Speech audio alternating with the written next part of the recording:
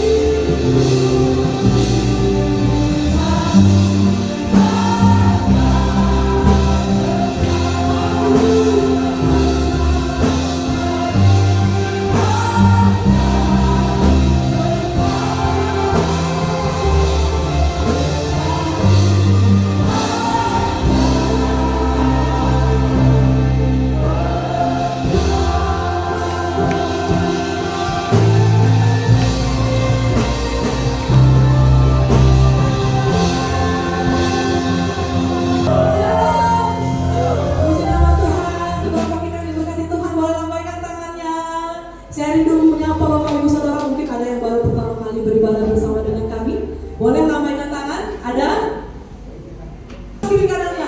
Kau lebih dari itu. Haleluya.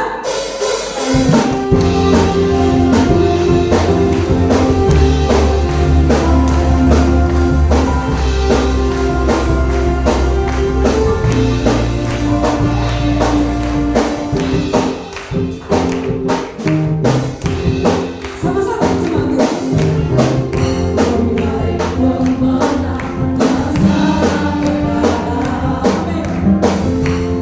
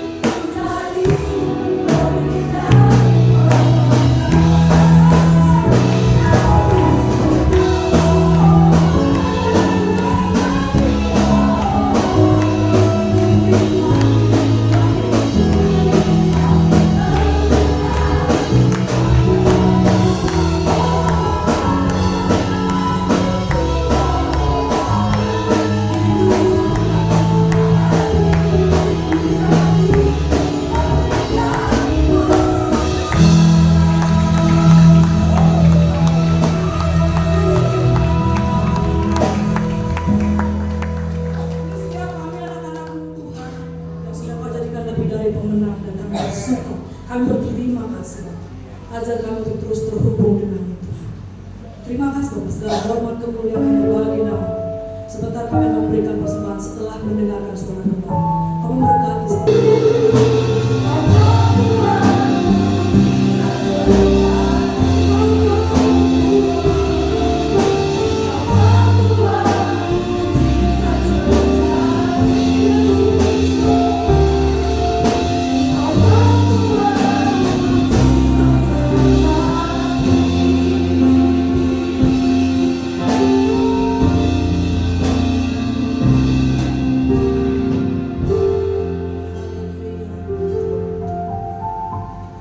Terpujilah Engkau Allah kami, Allah yang kami tinggikan di dalam nama Yesus Kristus. Terima kasih kalau hari ini Tuhan izinkan kami boleh memuji memuliakan nama-Mu, meninggikan Engkau ya Bapa. Karena kami sadar hanya Tuhan yang kami muliakan itu, yang layak kami tinggikan, yang layak kami sembah, yang kami kenal di dalam nama Yesus Kristus. Terima kasih Bapa yang baik. Kami telah memuji memuliakan nama Tuhan. Dan saat ini kami mau duduk diam di hadapan-Mu. Kami rindu Engkau berbicara bagi kami melalui kebenaran firman-Mu. Biarlah Roh Kudus membimbing kami, mengajari kami, menyampaikan isi hati-Mu bagi setiap kami yang ada di hadapan-Mu hari ini. Berkatilah firman-Mu bagi tiap-tiap kami Bapa. Bimbinglah pemberitaan firman-Mu mulai dari awal, pertengahan hingga akhirnya, sehingga setiap kami yang ada di hadapan-Mu, baik hamba-Mu sendiri dan juga jemaat yang Kau kasihi, semuanya kami diberkati oleh Tuhan. Terima kasih Bapa, berfirmanlah bagi kami, kami siap mendengarkannya. Dalam nama Yesus kami berdoa. Amin. Silakan duduk dalam hadirat Tuhan Bapak Ibu. Shalom. Shalom. Ya, puji Tuhan, kita sudah masuk di minggu terakhir bulan September di tahun 2024. Bapak Ibu yang dikasihi oleh Tuhan, hari ini kita akan belajar kebenaran firman Tuhan di dalam kitab Yohanes pasal 4. Kalau bisa ditampilkan Yohanes pasal 4. Sesungguhnya saya rindu kita baca mulai ayatnya yang pertama sampai ayat 42, tapi ini sangat-sangat panjang. Takutnya nanti selesai kita baca ketiduran semua. Kita baca mulai ayat 39 saja Bapak Ibu sampai ayat 42. Kita baca bergantian. Ini sudah sangat-sangat sering kita mendengarkan kisahnya, ya. Yohanes 4. Saya baca ayat 39, Bapak Ibu ayat 40. Di ayat 42 kita baca bersama-sama. Saya mulai 39. Dan banyak orang Samaria dari kota itu telah menjadi percaya kepadanya karena perkataan perempuan itu yang bersaksi. Ia mengatakan kepadaku segala sesuatu yang telah kuperbuat. Bapak Ibu, jika orang Samaria bersama kepada Yesus, mereka datang kepadanya.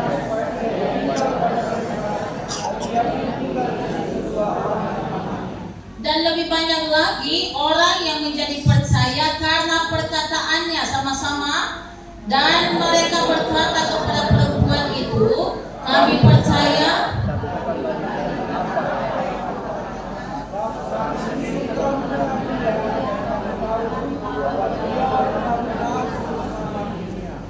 Iya, Bapak Ibu yang dikasihi oleh Tuhan, wanita berdosa menjadi penginjil yang hebat, ya. Itu yang bisa kita lihat di kisah perempuan Samaria yang tertulis di dalam kitab Yohanes pasal 4 ini. Bapak Ibu, jika ada wanita yang bersuamikan 6 orang, ya, maka akan dicemooh orang, dihina, bahkan disingkirkan dari pergaulan. Itu akan terjadi, Bapak Ibu. Tetapi tidak terjadi pada perempuan Samaria. Saat ia berjumpa dengan Tuhan, ia berubah dan menjadi penginjil yang membawa orang-orang sekampungnya datang kepada kepada Yesus. Ini sangat luar biasa Bapak Ibu. Ya, pertemuan wanita Samaria dengan Yesus tidak hanya mengubah hidupnya, tetapi juga mengubah kehidupan orang-orang yang ada di komunitasnya. Dulu, ketika ia berjumpa dengan Yesus, tidak hanya mengubah kehidupan perempuan Samaria ini, tapi juga mengubah orang-orang yang ada di komunitas perempuan ini. Bapak Ibu yang dikasihi oleh Tuhan, sekali lagi ini kisah yang sangat-sangat luar biasa. Ketika seseorang percaya kepada Yesus, ketika seseorang berjumpa dengan Yesus, maka kita bisa melihat apa yang terjadi di dalam diri orang tersebut, Bapak Ibu. Dia akan berubah dan Tuhan akan memakai hidupnya. Sama seperti perempuan Samaria ini, dia akan menjadi penginjil yang memberitakan kisah Yesus kepada orang lain. Kira-kira kita sudah berjumpa enggak? Sudah mengalami perjumpaan dengan Tuhan? Kisahnya, kalau seseorang sudah mengalami perjumpaan dengan Tuhan, maka ini yang terjadi, Bapak Ibu. Pasti ada orang melalui hidupnya, ada orang yang datang kepada Tuhan, ada orang yang percaya kepada Tuhan. Sama seperti perempuan yang berdosa ini. Bapak Ibu yang dikasihi oleh Tuhan, penginjil adalah seorang yang membagikan pengalaman pribadinya dengan Yesus dan mengajak orang lain untuk mengalami perjumpaan mereka sendiri dengan Tuhan. Jadi yang mengandalkan pengalaman pribadinya. Di ayat yang ke-29 dikatakan seperti ini, Bapak Ibu yang dikasihi Tuhan. Ayatnya yang ke-29, mari lihat di sana ada seorang yang mengatakan kepadaku segala sesuatu yang telah kuperbuat. Mungkinkah dia Kristus itu? Yang menceritakan itu seorang penginjil. Jadi betapa berharganya sebuah pengalaman bersama dengan Tuhan. Saya yakin dan percaya bahwa masing-masing kita punya pengalaman tersendiri, Bapak Ibu. Tapi begitu banyak orang pengalaman itu justru dilupakan. Sesungguhnya itu sesuatu yang berharga, yang harus kita bagikan dengan orang lain. Ketika engkau ada dalam masalah, ketika engkau ada dalam kesulitan, ketika keadaan mungkin ada dalam posisi tersempit, siapa pribadi yang bersama dengan kamu? Siapa yang menolongmu? Ketika orang lain tidak peduli, katakanlah mungkin tetangga, teman-teman kita, keluarga kita tidak ada yang peduli. Tapi ada satu pribadi yang setia, yang melihat setiap kita, bukan hanya sekedar melihat dari jauh, tapi ya turun tangan juga menolong. Pribadi itulah yang seharusnya kita saksikan kepada orang lain. Bapak Ibu, biasakah saya rindu ya, ketika kita berkumpul di komunitas kecil kita, katakan itu komsel. Saya berharap kita biasakan untuk membagi ya, bagi pengalaman, artinya bagi kesaksian. Dan itu akan memberkati banyak orang, akan menguatkan banyak orang. Jangan dilupakan segala sesuatu yang Tuhan izinkan boleh terjadi dalam hidup kita. Sesungguhnya ada maksud dan tujuan Tuhan di sana, Bapak Ibu, supaya nama Tuhan dimuliakan. Jangan dilupakan begitu saja. Bagikan kepada orang lain. Oh, pertolongan Tuhan, kasih setia Tuhan yang menyertai hidupmu saat ini, itulah yang menguatkan orang, itulah yang memberkati orang lain, itulah yang membuat orang penasaran siapa Allah yang dia sembah. Itu yang dilakukan oleh perempuan Samaria ini. Apapun latar belakang hidup kita yang kotor, mungkin najis, mari datang kepada Tuhan. Ia akan mengampuni kita. Dan bukan hanya itu, Tuhan rindu untuk memakai hidup kita menjadi alat di tangannya. Orang-orang yang dia pakai di dalam Alkitab orang suci. Ya. Musa misalnya. Musa seorang buronan. Dia seorang pembunuh. Tapi lihatlah ketika ia mengalami perjumpaan dengan Tuhan, ia merespon. Dari jauh ia melihat ada semak duri yang terbakar. Itu di tengah-tengah aktivitasnya sehari-hari, rutinitasnya menggembalakan kambing domba Yitro mertuanya. Tuhan hadir di sana. Kalau seandainya Musa membiarkan begitu saja dan ia sibuk dengan rutinitasnya sehari-hari, ia tidak akan pernah berubah. Seumur hidupnya dia akan dikenal menjadi buronan, penjahat. Tapi lihatlah, karena untuk sementara waktu ia tinggalkan rutinitasnya ini, ia beranjak, ia melihat apa yang terjadi di dalam semak duri. Dan ia melakukan apa yang Tuhan perintahkan kepadanya. Ketika ia merespon panggilan Tuhan, itulah yang mengubah kehidupannya. Sehingga ia tidak dikenal sebagai buronan, tapi ia dikenal sebagai pemimpin yang luar biasa, pemimpin yang hebat, yang membawa bangsa Israel keluar dari Mesir, yang bisa memimpin mereka menyeberangi laut seberang. Itu siapa yang melakukan itu kalau bukan Tuhan yang disembah oleh Abraham, Ishak dan Yakub, dan itu juga layak kita sembah hingga hari ini. Dia hidup dan berkuasa. Daud, orang yang begitu dekat dengan Tuhan. Ya, bisa Tuhan katakan, aku telah menemukan Daud bin Isai, orang yang berkenan di hati. Dan juga bukan orang yang baik, bukan orang yang suci, orang yang jatuh ke dalam dosa, orang juga yang memikirkan hal yang jahat di pikirannya. Tapi ketika ia mendengarkan firman Tuhan, ketika ia ditegur, ketika ia dikasih tahu kesalahannya, Daud bertobat dan tidak kembali lagi kepada kehidupan lamanya, kepada dosa tersebut. Itulah kehebatan Daud. Kalau kita berdua kali dikasih tahu, ditegur, hari ini berhenti, besok kembali lagi. Itu.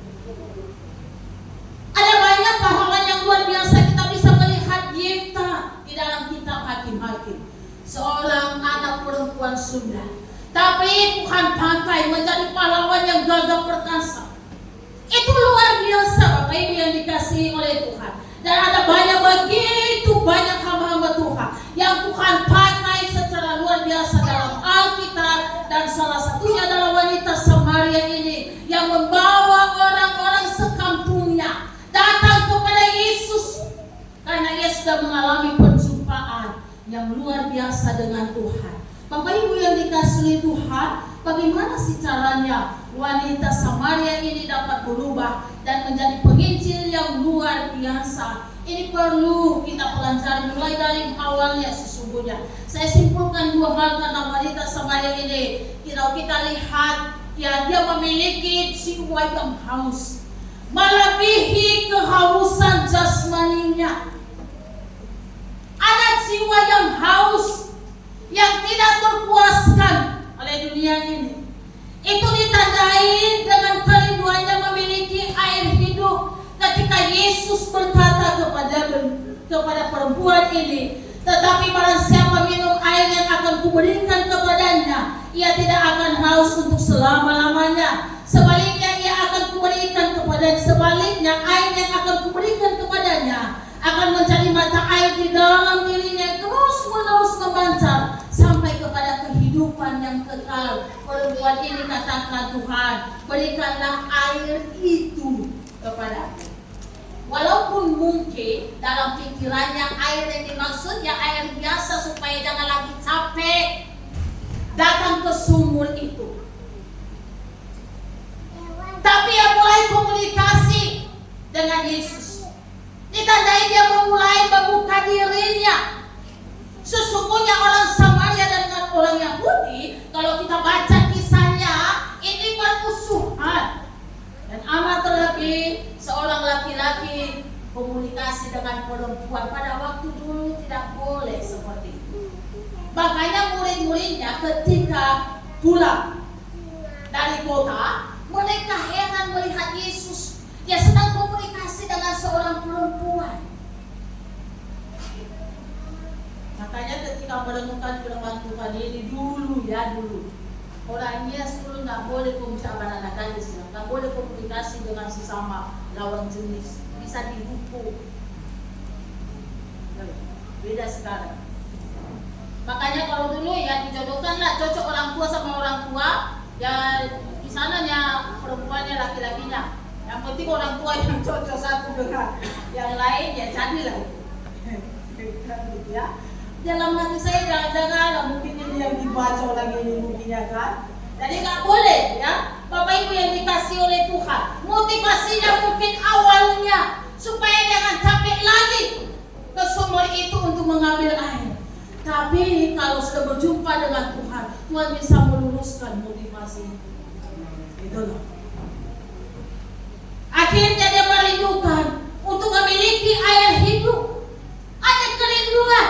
Kita lihat kemampuannya untuk bisa menilai seseorang dan mengetahuinya tentang hal-hal yang rohani. Di ayat 25 dikatakan seperti ini, Bapak Ibu. Jawab perempuan itu kepadanya, aku tahu bahwa Mesias akan datang, yang disebut juga Kristus. Apabila ia datang, ia akan memberitakan segala sesuatu kepada kami. Ia mengerti, ia tahu kebenaran itu.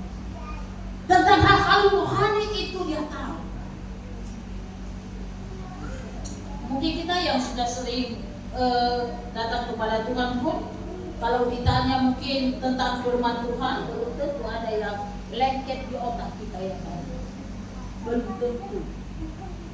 Ada juga lah kan gitu ya. Tapi mungkin ada satu di antara 10 atau satu di antara 50 ditanya firman Tuhan mungkin tidak ngerti apa-apa. Tapi perempuan ini berbeda ya.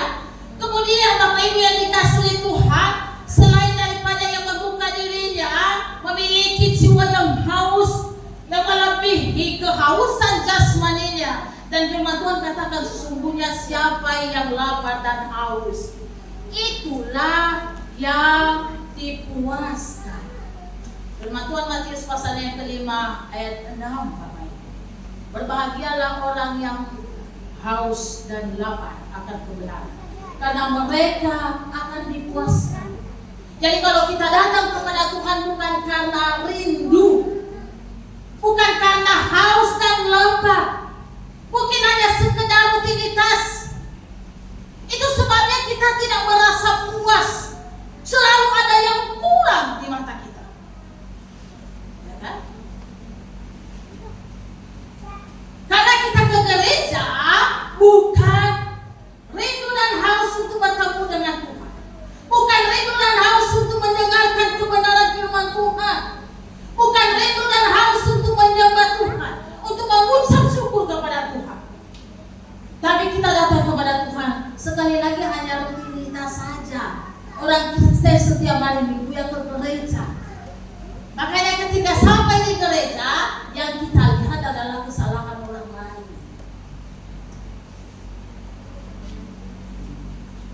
Orang yang rindu dan haus memuliakan Tuhan, menyembah Tuhan, yang akan tidak lihat kesalahan orang lain. Jangan fokus kepada Tuhan. Terima kasih Tuhan, selama 1 minggu ini Engkau telah menyertaiku. Tidak ada alasan bagi dia untuk tidak membuka mulutnya, untuk mengucap syukur kepada Tuhan, untuk menyembah Tuhan.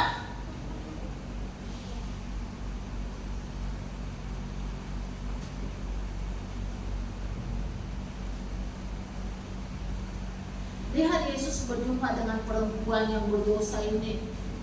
Yesus bukan menghakimi, ya kan? Walaupun dia tahu, Yesus tahu. Yesus katakan benar apa yang kamu katakan. Sudah 5 suamimu dan yang ada padamu sekarang juga itu bukan suamimu.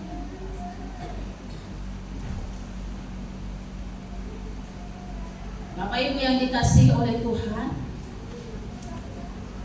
mari memiliki jiwa yang haus untuk tetap bersekutu dengan Tuhan, ya kan? Mungkin dalam hati kita lebih baik dari perempuan Samaria ini. Tapi jangan-jangan perempuan Samaria ini jauh lebih memiliki jiwa yang haus akan kebenaran, ya kan? Daripada kita yang menganggap diri kita lebih baik dari dia. Yang kedua, wanita Samaria ini juga memiliki kerinduan untuk membagikan apa yang dia terima dari Yesus. Kalau kita lihat kisahnya sampai selesai,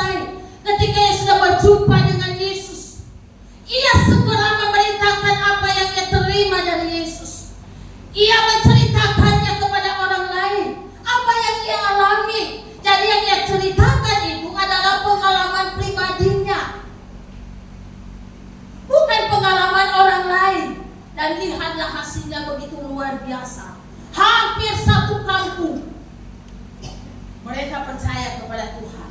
Walaupun nantinya di ayat terakhir dikatakan ada banyak orang yang percaya, juga bukan hanya sekedar apa yang dia saksikan, tapi karena mereka sudah berjumpa langsung dengan Yesus. Mereka sudah membuka diri. Ini orang-orang ini luar biasa. Mereka membuka diri, membuka hati, mendengarkan Yesus bercerita. Tapi itu diawali dari kesaksian satu orang berdosa yang telah berjumpa dengan Yesus.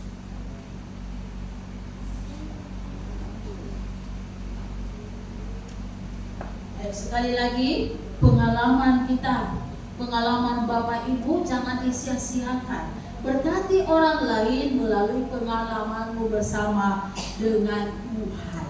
Ya, ada banyak sekali pengalaman-pengalaman kita. Mari kita ceritakan kepada yang lainnya, Bapak Ibu. Bapak Ibu yang dikasihi oleh Tuhan, sekarang pertanyaannya bagaimana ya? Apa yang harus kita lakukan juga supaya kita itu dipakai oleh Tuhan juga, sama seperti perempuan Samaria ini. Yang pertama, Bapak Ibu, kita harus membangun hubungan yang baik dengan Tuhan dan tidak terputus dengan sumbernya. Itu yang utama. Jadi bangun hubungan yang baik dengan Tuhan. Hubungan yang baik dengan Tuhan, kita terus dekat, intim dengan Tuhan. Karena hubungan yang terputus itu sama seperti mata air yang kering, yang tidak akan bisa memberkati katakanlah tanaman yang ada di sekelilingnya. Ya, jadi usahakan hubungan kita dengan Tuhan itu tidak terputus, Bapak Ibu. Mungkin banyak rintangan, banyak masalah yang kita hadapi dalam hidup kita. Pasti banyak. Tapi apakah masalah membuat kita jauh dari Tuhan? Ada banyak juga orang seperti itu. Karena begitu banyaknya pergumulan, begitu banyak masalah yang dihadapinya, dia tidak lagi mengandalkan Tuhan. Dia menganggap Tuhan tidak mengasihinya. Bukan semakin mendekat kepada Tuhan, tapi yang menjauh, seperti tidak punya pengharapan. Bapak Ibu yang dikasihi oleh Tuhan, seharusnya kita lebih lagi membangun hubungan dengan Tuhan. Membangun hubungan dengan Tuhan yang tidak terlihat. Kita harus menyembah Dia, menyembah Allah yang hidup itu. Di dalam ayatnya ke-23 dan ayat 24 dikatakan seperti ini.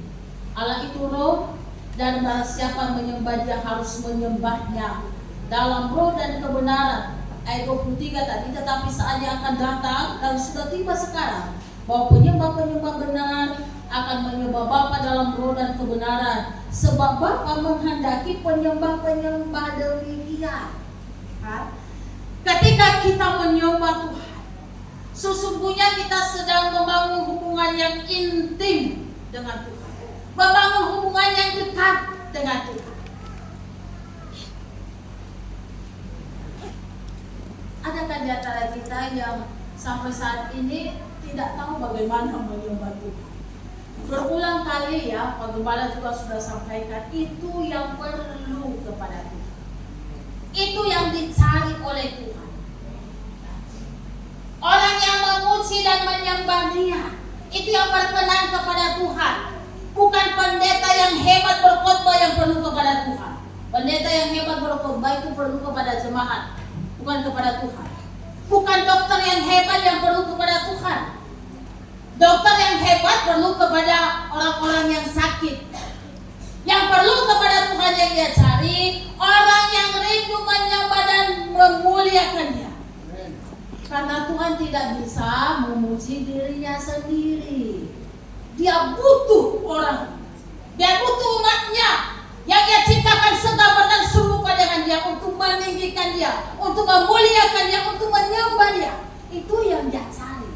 Ketika kita menyembah Tuhan, kita sedang membangun hubungan yang intim dengan Tuhan. Ya, orang yang bergaul dengan Tuhan akan menjadikan Tuhan sebagai tempat bernaung, tempat berlindung dan kubu pertahanan. Apapun yang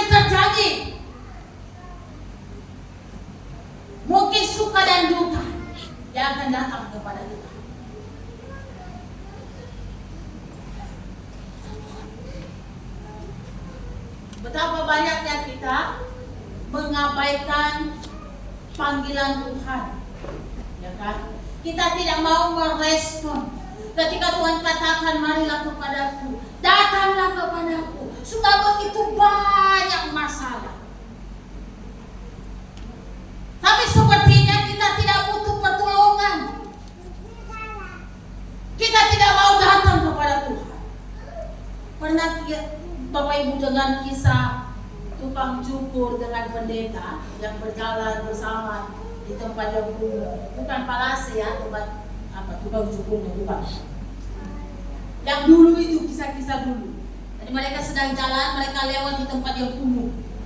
Tukang cukur ini katakan, inilah Pak Pendeta yang membuat saya tidak percaya kepada Yesus, tidak percaya kepada Tuhan. Kalau Tuhan itu penuh kasih, maka tidak mungkin Tuhan membiarkan orang-orang miskin ini seperti ini. Anak-anak muda mereka terlibat narkoba, hidup kemiskinan seperti kalau dia berkuasa, tidak mungkin Pak Pendeta. Lihatlah mereka. Pak Pendeta nggak bisa berkata apa-apa. Tidak ada melihat orang-orang miskin yang tidur di pinggir jalan. Sampai mereka di satu gang bertemu dengan seorang pemuda yang juga miskin, bukan hanya miskin, mungkin sudah lari sedikit, ya, rambutnya panjang, kotor, jengkoknya juga panjang. Lalu kesempatan kepada pendeta dia katakan, bagaimana engkau katakan bahwa kau adalah tukang cukur yang baik? Kalau engkau biarkan laki-laki ini memiliki rambut yang panjang dan kotor, janggut yang panjang dan kotor, bagaimana engkau bisa katakan engkau tukang cukur yang baik? Dia marah, dia tidak terima. Pak Pendeta jangan seperti itu. Seandainya laki-laki itu datang ke salon saya pasti membersihkan dia. Ini dia tidak pernah datang ke salon saya. Dia tidak pernah berjumpa dengan saya. Loh, Bapak tahu akan hal itu. Bapak tidak pernah memanggil mereka untuk datang ke salonmu, potong rambut secara gratis. Tidak pernah Bapak tawarkan seperti itu. Tapi Yesus yang sudah pernah tawarkan, marilah kepadaku semua yang letih lesu dan berbeban berat, aku akan memberikan kelegaan kepadamu. Itu pun tidak direspon oleh banyak orang. Bangun hubungan yang dekat dengan Tuhan. Jangan sampai putus dengan sumbernya. Karena ketika kita putus dengan Tuhan, tidak ada lagi gunanya hidup ini. Hidup kita ini berguna ketika Tuhan ada bersama dengan kita. Ketika kita ada di tangannya Tuhan. Perempuan yang dihina, mungkin disingkirkan, mungkin dicemooh oleh orang, tapi ketika ia berjumpa dengan Tuhan, Tuhan bisa membangkitkan hidupnya. Ini luar biasa. Sampai dia dikenal sekarang ini adalah penginjil yang hebat yang keluar dari Samaria. Bapak Ibu yang dikasih oleh Tuhan, sekali lagi dekatlah kepada Tuhan. Walaupun mungkin banyak pergumulan, banyak masalah, banyak kesulitan yang kita hadapi dalam hidup kita. Orang-orang yang sudah saya sebutkan tadi bukan tidak ada masalah. Baik Musa, baik Daud sendiri, tapi kita belajar dari kehidupan mereka. Ketika mereka ada dalam kesulitan, kemana mereka lari? Mereka datang kepada Tuhan, mereka berseru kepada Tuhan. Tuhan tidak pernah membiarkan mereka seorang diri. Kalau Tuhan menolong Musa, menolong Daud, menolong Yefta pada waktu dulu, menolong perempuan Samaria ini, membersihkan nama baiknya, kenapa kita tidak ditolong Tuhan sampai saat ini? Bapak Ibu, sekali lagi bangun hubungan dengan Tuhan. Kemudian yang keduanya di ayat 14. Ayat 14 yang katakan seperti ini. Tetapi barang siapa minum air yang akan kuberikan kepadanya, ini Yesus yang mengatakan ini, ia tidak akan haus untuk selama-lamanya. Sebaliknya, air yang akan kuberikan kepadanya akan menjadi mata air di dalam dirinya, yang terus-menerus memancar sampai kepada hidup yang kekal. Dikatakan bahwa setiap kita yang mau minum air yang diberikan oleh Tuhan, ya. Jadi ini ada tindakan minum air kehidupan yang dipersembahkan oleh Tuhan kepada kita. Bapak Ibu yang dikasihi oleh Tuhan, untuk memperoleh air hidup, seseorang itu harus meminumnya. Itu yang disampaikan oleh Tuhan. Nah, tindakan minum dalam firman Tuhan ini bukanlah sesuatu tindakan yang sesaat saja. Dan sekali lagi, tindakan meminum bukan tindakan yang satu kali saja, bukan, ya.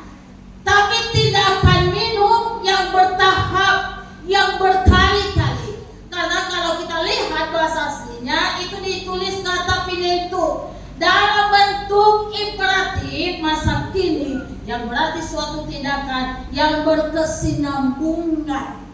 Bapak Ibu yang dikasihi Tuhan, janji Tuhan yang bisa kita lihat kepada perempuan Samaria ini, Yesus menjanjikan memberikan kehidupan. Yesus tidak menawarkan air sumur biasa, tetapi Yesus menawarkan air yang terus-menerus mengalir sampai hidup yang kekal. Itu yang Dia tawarkan. Kalau engkau mau minum, kita yang meresponnya, kita yang bertindak untuk mengambilnya dan meminum air yang ditawarkan oleh Tuhan Yesus.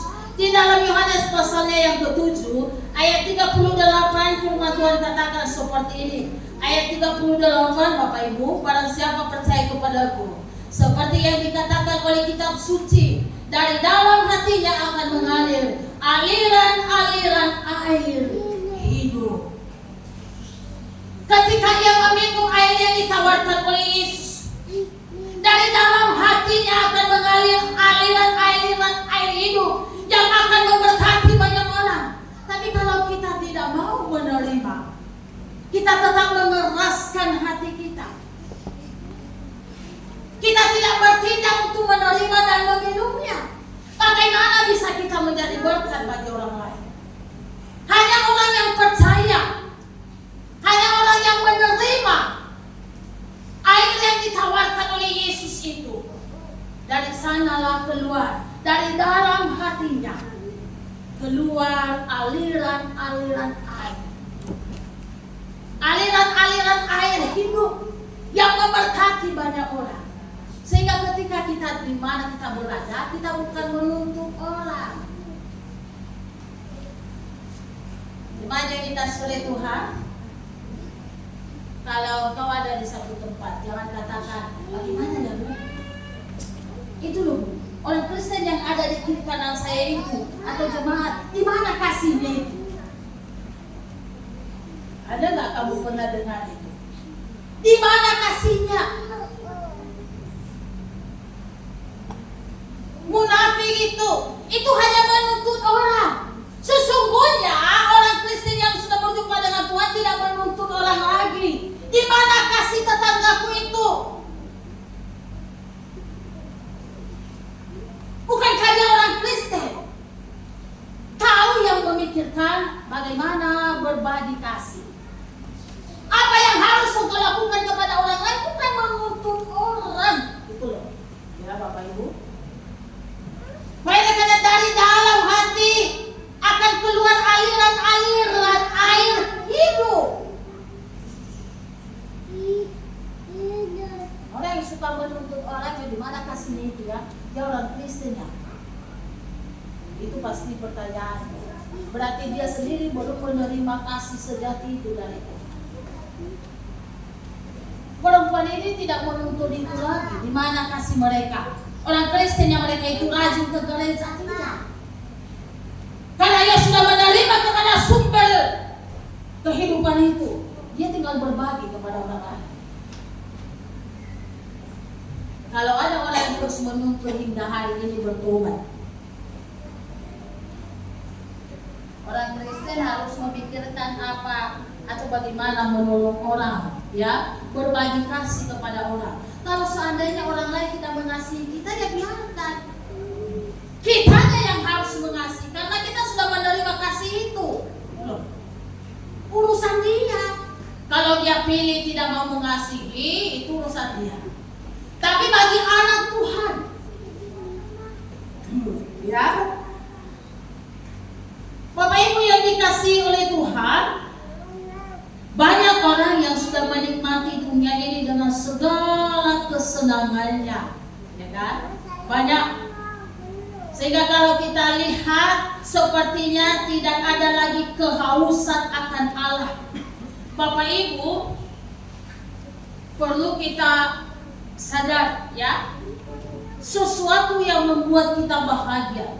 Lihat, renungkan kira-kira apa yang membuat kita bahagia saat ini. Dan sesuatu itu akan menjadi kekasih jiwa kita. Sekali lagi, kira-kira apa yang membuatmu bahagia saat ini? Itulah yang menjadi kekasih jiwamu.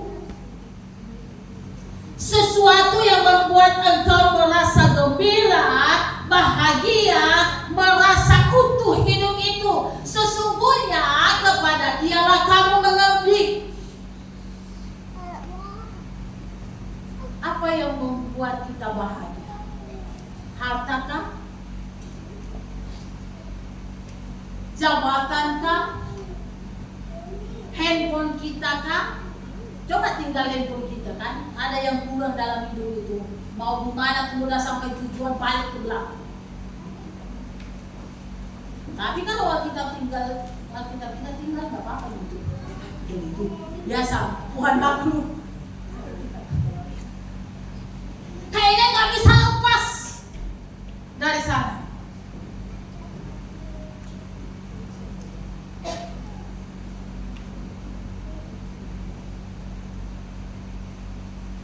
Kalau saya tinggal handphone ya saya biarkan aja.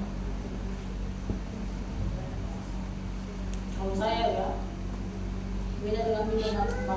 Makanya nanti orang yang handphone ya biarkan aja sih. Punya bidang ketiga selesai apa yang menjadi tugas saya. Kira-kira apa yang membuat kita bersuka cita, bergembira saat ini? Sesungguhnya itu yang dekat, itu yang menjadi kekasih jiwa kita. Dan sesungguhnya kepada Dialah kita mengabdi. Benarkah jiwa kita ini merindukan Tuhan? Kan ya. Membuat hati kita bersuka cita, membuat hati kita bahagia.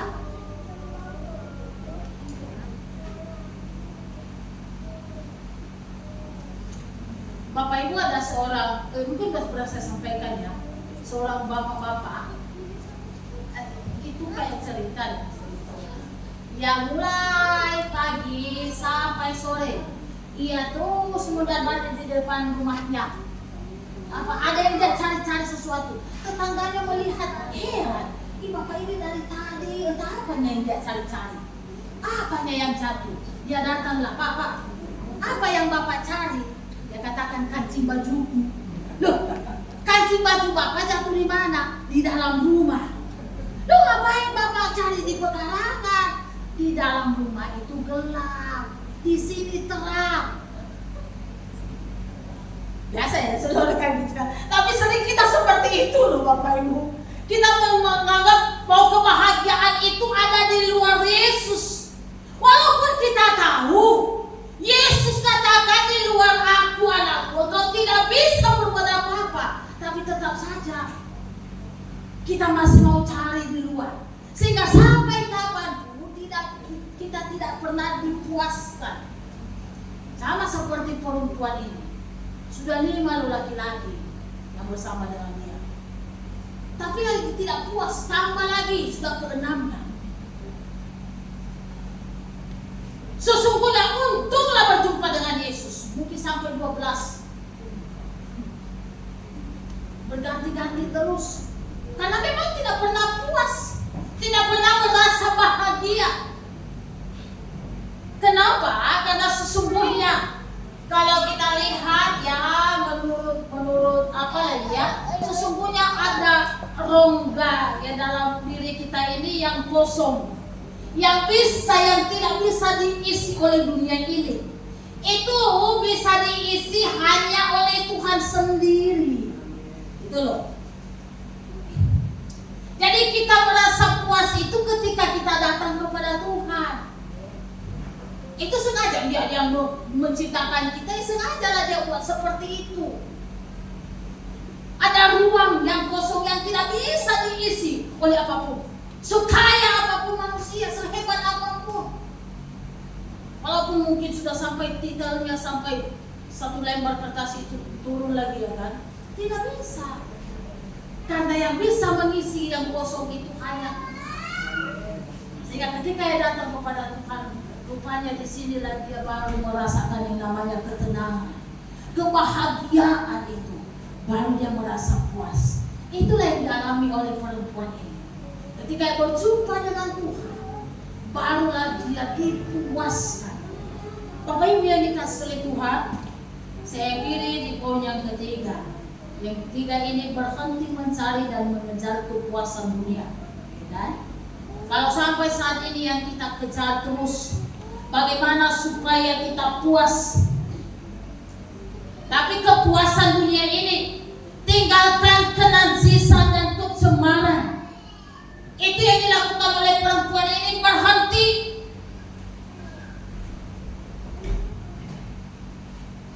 Ada seorang bapak, bukan bapak, kakek-kakek.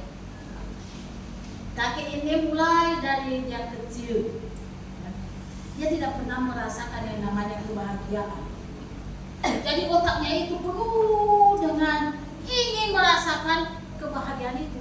Bagaimana sih rasanya? Dia duduk di beranda rumahnya, lalu di sana ada burung yang dia pelihara. Dia sambil lihat burung peliharaannya itu, di otaknya penuh dengan bagaimana ya orang-orang yang bahagia itu. Ya kenapa aku tidak pernah merasakan kebahagiaan? Tiba-tiba burung kesayangannya itu berbicara. Dia katakan sini, kamu mau mencari kebahagiaan bukan? Dia terkejut. Iya. Aku tahu caranya, kata burung ini. Si kakek begitu semangat mendengarkan itu, karena sudah lama ia tidak merasakan namanya kebahagiaan. Dia kasih tahu lah bagaimana caranya. Dia aku kasih tahu, tapi masuk dulu ke rumah, ambil pulpen dan juga kertas, supaya kamu jangan lupa syarat kebahagiaan itu. Dengan semangat si kakek masuk rumah, dia ambil kertas dan juga pulpen lalu kembali ke belanda. Duduk manis mendengarkan apa kunci kebahagiaan. Si burung dia katakan seperti ini, tapi aku punya syarat. Setelah saya beritahukan rahasia kebahagiaan, kamu mau mengeluarkan aku dari sangkar ini kan? Si kakek yang ditanya menganggukkan kepalanya. Oke, yang pertama, jangan percaya apapun selain kepada Tuhan. Tulis, jangan percaya apapun selain kepada Tuhan. Yang kedua, jangan menyesali apa yang telah terjadi. Jangan menyesali apa yang telah terjadi. Yang ketiga, jangan mencoba meraih yang tidak bisa kamu raih. Yang mencoba meraih yang tidak bisa kamu raih. Sudah selesai. Si kakek menepati janjinya. Dia mengeluarkan burung ini dari sangkarnya. Ketika keluar burung itu, dia terbang sambil ketawa-ketawa, tertawa terbahak-bahak, sampai si kakek sadar loh. Kamu membohongi aku ya, kata si kakek ini. Dia ketawa-ketawa sambil keliling-keliling dan bertawa, lalu burung itu turun lagi. Kakek, kau bodoh, katanya. Lu kau bohongin aku. Ya kau bodoh. Ingat ya kakek, sebentar lagi aku mau bertelur seindah mutiara. Bapak sadar, waduh, aku sudah kehilangan rezekiku. Mereka kejar-kejaran mulai pagi hingga siang. Terjadi kejar-kejaran yang seru antara si kakek dengan burungnya. Kejar-kejaran, wes. Tidak bisa. Lalu karena sudah capek, burung itu bertengger di atas pohon cemara, di dahan pohon cemara itu. Nah si kakek tidak mau balik. Melihat burung kesayangannya ada di atas, dia mencoba naik. Ketika sudah mau dekat, dia mau melompat karena burung itu menangkapnya. Burung itu berkeliling, lalu dia terbang lagi kan, sambil menertawakan si kakek. Kakek yang sudah melompat jatuh ke bawah, turun. Lalu dia turun, kakek. Dia ketawa, kakek. Bukankah sudah kukatakan rahasia hidup bahagia kakek? Jangan percaya kepada siapapun selain kepada Tuhan. Kakek malah percaya sama saya. Sudah kukatakan kakek, jangan menyesali apa yang telah terjadi. Kakek malah mengumpul-umpul lagi. Sudah kukatakan kakek, jangan mencoba meraih apa yang tidak mungkin kamu raih. Kenapa kakek melompat ke arahku? Itulah teman, makanya kakek tidak bahagia. Baru dia sadar betapa banyaknya ya Bapak Ibu. Ada banyak yang membuat kita tidak merasa puas, ya kan? Makanya berhenti mengejar kepuasan dunia ini. Hanya ilustrasi yang disampaikan itu. Tapi sesungguhnya ada benarnya juga. Jangan percaya kepada siapapun selain kepada Tuhan. Ada banyak yang kita percaya di dunia ini, sehingga membuat kita bingung yang mana yang benar. Fokus hanya kepada Tuhan. Kita selalu menyesal apa yang sudah terjadi dan mencoba meraih sesuatu yang tidak mungkin kita raih. Dalam kasus perempuan ini, ia telah menerima stigma buruk ya sebagai perempuan yang tidak benar, sehingga ia pun tidak memiliki teman ya. Kalau kita lihat ketika ia pergi ke sumur mengambil air, tidak ada satu orang pun kawannya. Bahkan laki-laki yang sudah 6 orang bersama dengan dia mungkin juga belum memberikan kepuasan kepada perempuan ini. Bapak Ibu, air sumur bisa dikatakan itu simbol dari hal-hal dunia. Ya, perempuan ini yang terus datang ke sana supaya ia dipuaskan. Tapi dunia ini atau air sumur itu tidak bisa memuaskan hidupnya. Sekali lagi, ya Bapak Ibu yang dikasihi oleh Tuhan, kalau yang kita kejar adalah kepuasan dunia ini, percayalah kita tidak akan pernah puas. Sama seperti perempuan ini yang membuat kita puas dan berkata cukup dengan berkat yang sudah Tuhan berikan bagi kita hanya ketika kita datang kepada Tuhan, ketika kita terhubung dengan Tuhan, ketika kita membangun hubungan dengan Tuhan. Di saat itulah hidup kita ini berarti. Ya, selesaikan Bapak Ibu. Kalau saat ini kita menganggap diri kita itu kayaknya nggak ada gunanya, kita ini orang yang berdosa, orang yang najis, kotor, kita menganggap kita tidak bisa memberi dampak kepada orang lain, kita tidak berarti apa-apa. Bapak Ibu, serahkan kepada Tuhan sesuatu yang tidak berarti. Saya percaya Bapak Ibu pernah membaca kisah seorang anak kecil yang membawa bekalnya 5 roti dan 2 ikan. Lalu saya katakan, apalah gunanya 5 roti dan 2 ikan kepada orang yang menghadiri KKR Tuhan Yesus? Laki-laki ada 5.000 orang. Adakah gunanya 5 roti dan 2 ikan? Tidak ada gunanya. Tapi ketika sesuatu yang tidak ada gunanya itu, tidak berarti itu, diserahkan sepenuhnya ke tangan Tuhan, maka yang tidak berarti itu bisa berarti bagi banyak orang, bisa memberkati 5.000 orang. Itu hanya laki-laki tadi yang tidak ada artinya. Saat ini kalau kita memandang diri kita, kita tidak bisa berbuat apa-apa.